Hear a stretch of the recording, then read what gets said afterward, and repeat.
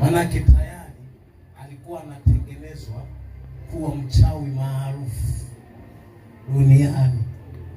Sasa imeje umri huu afike angalau ngapi hivi?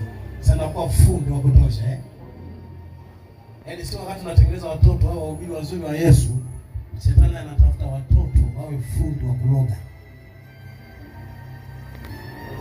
Pigie Yesu makofi sana leo. Sasa wewe ulikuwa unapitia wakati gani wakati mtoto wako anakuwa? Naumia sana.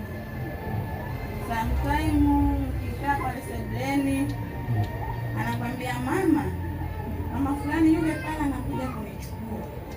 Usiniache mama, yaani mpaka mtoto analia na tetemeka. Usiniache mama usiniache. Ona akaja na watoto wake hapo, wamevaa miguo myeusi anakuja kunichukua.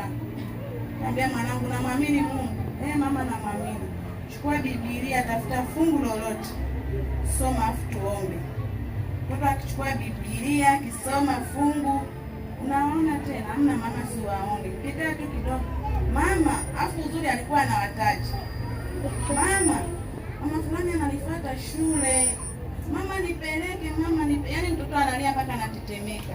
Mama nipeleke shule usiniache. Ambia yuko wapi? Huyu hapo nyuma mama ananifuata. Unamuona? Mama namuona. Anakuja darasani ananisimamia.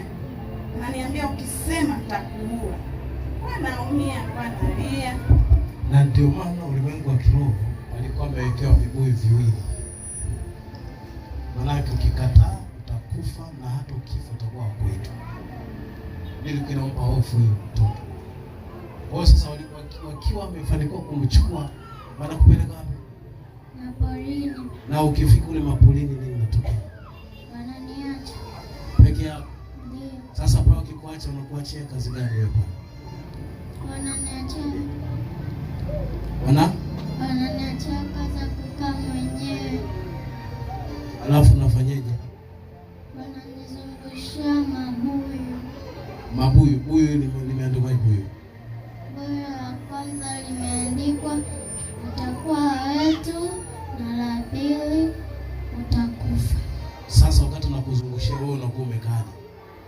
Nimekaa na naangalia. Unaangalia? Ndio. Wamekuvalisha nguo zao? Ndio. Rangi gani?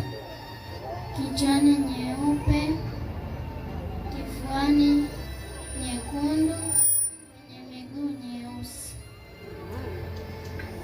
Wanakuvalisha hivi ndio mnaenda, wanakubeba unaenda.